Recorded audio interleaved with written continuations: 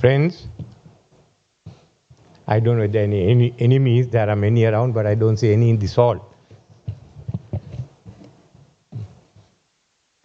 It's nice to be here again with Advocata, one of the groups that I happen to work with during my political exile, and therefore we'll find a lot of similarity in the thinking.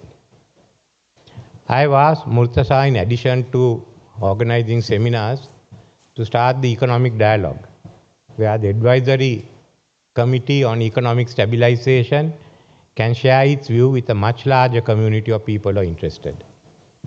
The economic stabilization and reforms in Sri Lanka are of interest to many, many people. But it's not possible for everyone to be accommodated in an advisory committee. Nevertheless, they should not be excluded.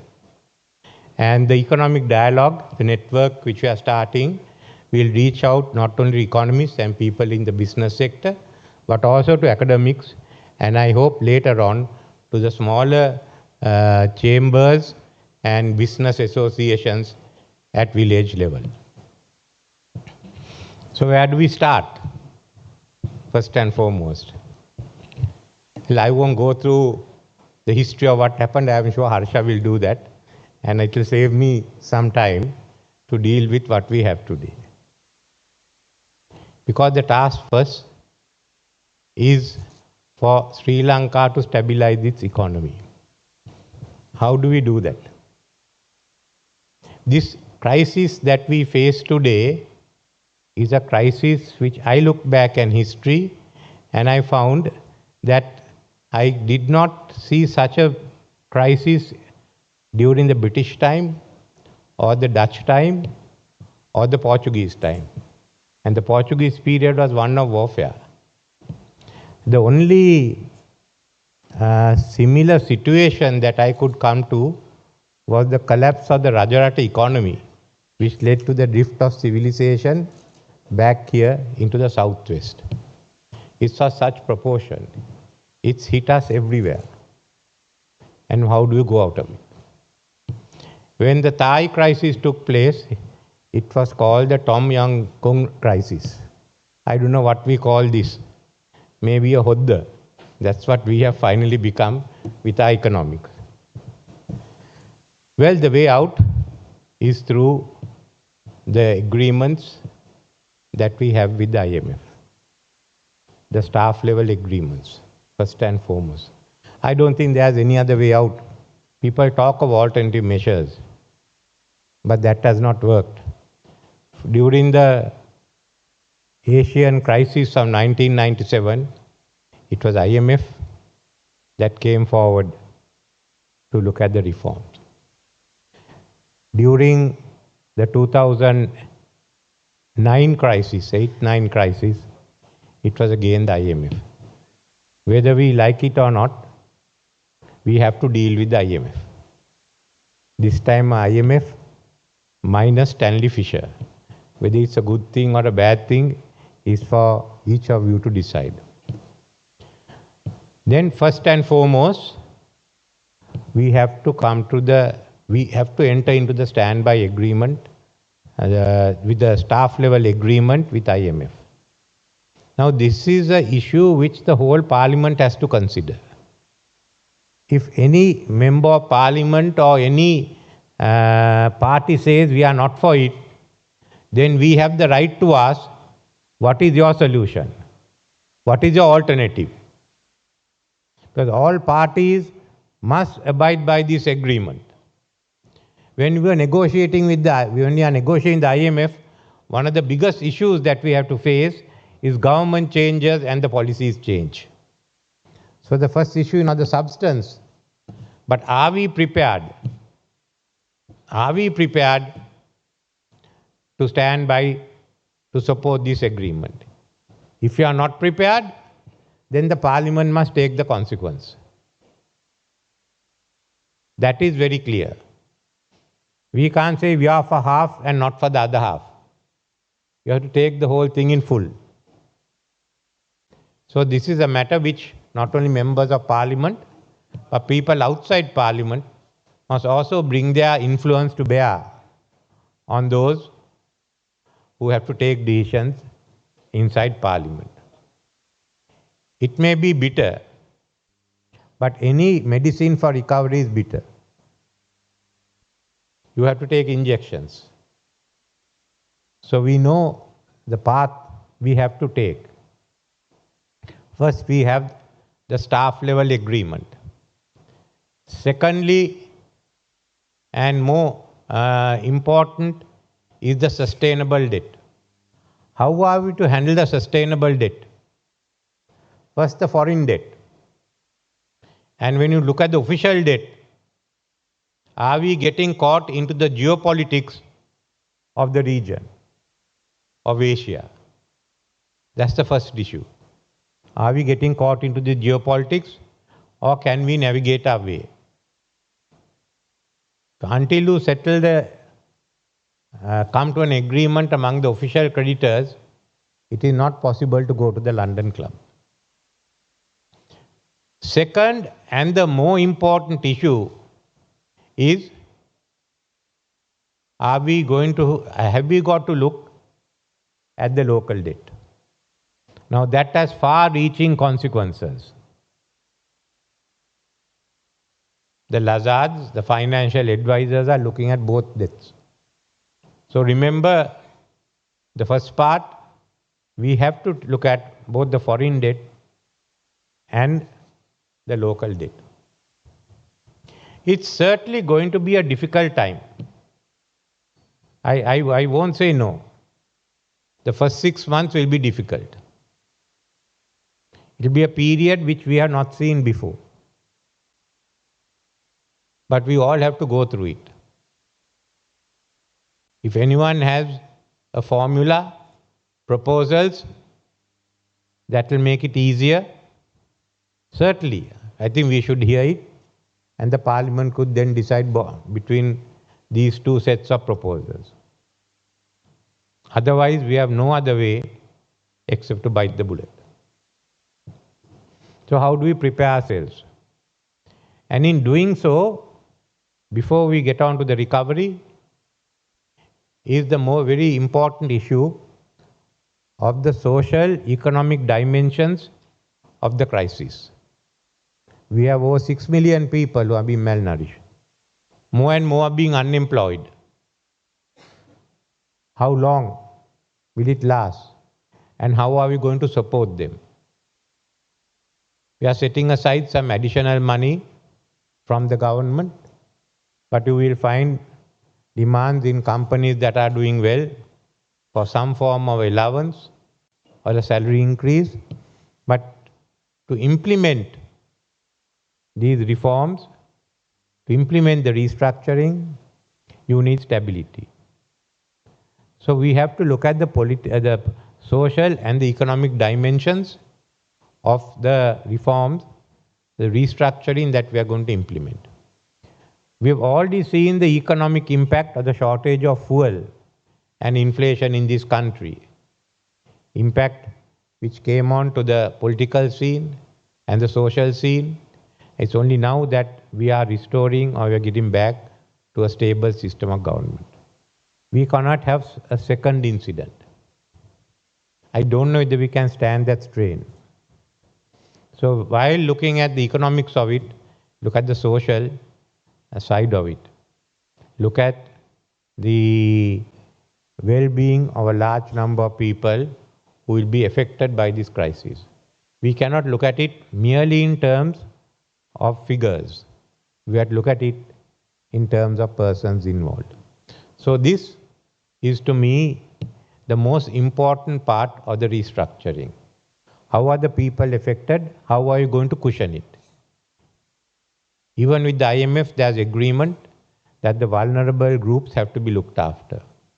But we have to find the resources. It's easier said than done. We've got to target them. And that is a task which I would like the whole of the community to be involved.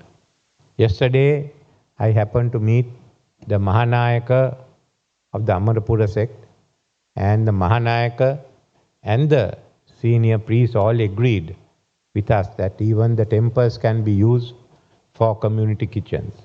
So in different ways, I want all of you to step forward to help those who are unfortunate. Because we have to remember the other side of it. The gap between the haves and the have-nots are increasing. It has not decreased in the last 10 years, 15 years. It has increased. The disadvantaged groups are being pushed aside or being pushed back, and that's getting affected. It is one of the main characteristics of the Aragalaya. And thirdly, the main instrument for social mobility, education. School education has not functioned for the last 2-3 years. We've closed down because of COVID. We couldn't function because of the shortage of fuel. And the main instrument of upward social mobility is now broken. How do we restore it? How do we ensure that we can reduce the gap between the haves and the have-nots? So this also means that we will have to have higher taxation, even taxation on wealth. We have to resort to those measures, first for economic recovery and second for social stability. So in any plan for recovery, we have to keep this in mind. Then we go on to the next step. Just as much as you stabilize the economy, you must have fast recovery. As the next speaker will tell you, Thailand was able to have a quick recovery. What was happened in 1997, by 1999 was growing, and by 2001 or 2, they had got themselves out. So we have to take a path that will give us a quick recovery. We can't go back to the old economy. We can't go back to that model. I was one of those who were involved in 1977 in creating that open market economy. But we did not keep up with the changes. We did not keep up with globalization. And today we are paying the price. So there's no need now for us to go back to the same system and get stuck with it again. Let's think anew. If all this has been destroyed, there is no need to rebuild on the old plan. Remember, we are also a country which will have to pay off a high debt burden. Remember that. So we've been thinking in terms of a highly competitive export-oriented economy. How do we get there? First and foremost, the time that we are stabilizing also is the time for reform, to change the laws, to change the systems, to change the institutions. The 6 months to 1 year, I think till about July next year, we will have to go through a hard time. That's also the time for planning and the time for opening up. Let us look at new sectors. One I believe very much is logistics. If you see the growth of the Indian, Bangladeshi and the Pakistan economies, logistics can have a big role to play here in Colombo, in Hambantota and in Trincomalee. This is how we use our strategic position. So logistics is something new. Second is renewable energy. Look at the renewable energy we have in this country. Look at green hydrogen, green ammonia. The sale of power to India. I think we have to seriously consider. I don't know whether the two members of parliament in front of me will agree. We have to seriously consider getting a report on the use of nuclear energy in Sri Lanka. More energy you have, more energy you can sell to India. At the same time, keep more renewable energy available here. We have to think out of the box. Some are going to criticize me for the idea I put forward. On whether we have to survive as a nation. We have to become a middle income economy and then to a high income economy. So these are two areas. Modernize our agriculture. We must modernize agriculture. Otherwise, agriculture will not survive in our country. Modernize our fisheries. Look at the new, look at niche markets, look at the new technology in manufacturing, the fourth industrial revolution, and of course, it must be an economy that will mitigate climate change. That is essential. We have to go ahead. There are other concerns to be looked at. There will be a demand that we meet the goals of sustainable development. We have to look also at the issue of women, who are half the population of this country, more than half, and their status. It's well known because when I look around here, I see a few women in the hall. If I went to somewhere in the West, there have been far more. So these are some aspects. Social mobility. This will require a new system of education, more people in technology. How do you get that system of education going when there's a ceiling on your spending? The ownership of land, I must say, all those issues are covered by this seminar. So I will not deal with it at length, but except to say that we need a social market economy today. Just as much as we must make money and make bigger profits, there must be more money available to people. The housing needs must be met in the next 15, 20 years. We have to meet that. Poverty should no longer be existent in the rural areas of Sri Lanka, or for that matter, the urban areas. We are a small country. We can go ahead. Remember, we are talking of a highly competitive economy. A highly competitive economy does not run on low wages. A highly competitive economy runs on high wages and a high productivity. Both those are necessary. Without those, we can't go ahead. Then we come to another issue of trade integration in the region. Unfortunately, I don't think you will see trade integration in the South Asian region. No. There will have to be bilateral agreements with whoever we want. There's too much of politics involved for there to be a regional trade agreement in South Asia. So we can keep that aside. We can have integration in dancing, we can have integration in cooking, but certainly are not going to have integration as far as the economy is concerned. Where do we go? We have to look at the ASEAN and the RCEP.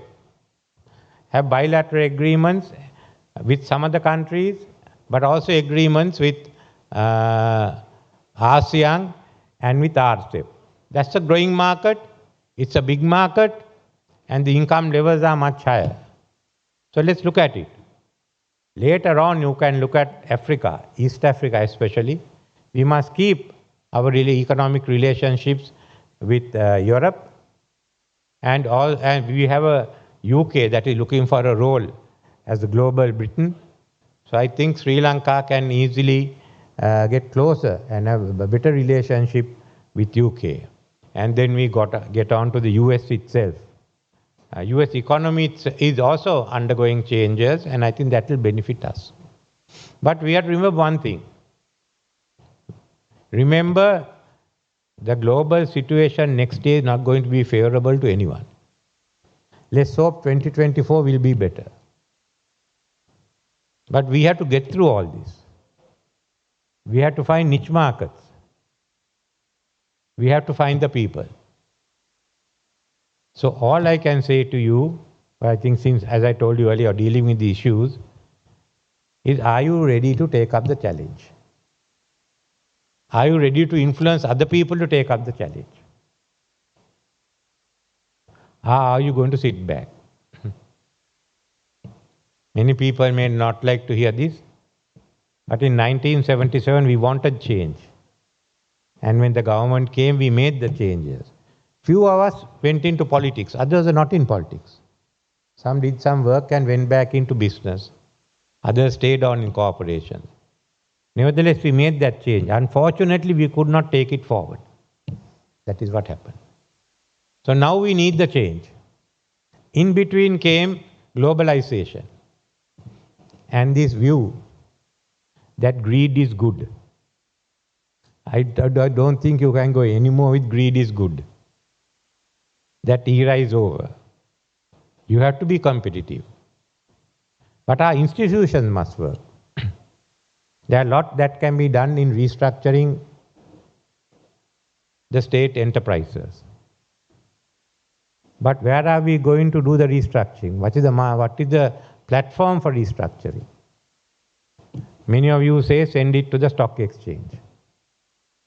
I have my questions about it. The stock exchange is today identified not with the London Stock Exchange. There are many questions about the stock exchange. That a few people control it and a few people rig it. Now, can I put any state enterprise shares onto that to help a few people? Either you all must change or we put up a new institution. I don't want any more arguments on that. If we are to use the present stock exchange, we must all be satisfied that it is neutral and it will benefit all. Because this is a country in which all the people must benefit. All the people are suffering, especially the lower end, going to suffer the most. They must know that suffering has not been in vain. That has worked for the benefit. There has to be changes. There has to be rise in incomes. Workers have to be looked after. Good education facilities have to be made available. There is no going back to an old system. We are going to a new system. And that new system is what the young want. So then shape it yourself. Look at what you want. We are undertaking a review of all that we have done. We are undertaking, or we have given the Sadhana, Samaja and others the task of looking at reconstructing the future. What do you want? So let's get those views. But remember, the first item on the agenda is the economy. It may also be the second item on the agenda. But it's without doing the economy, we can't do anything else. So I don't want to take any more of your time. You have many interesting talks and discussions, and I wish you all the best in carrying out this seminar. Thank you.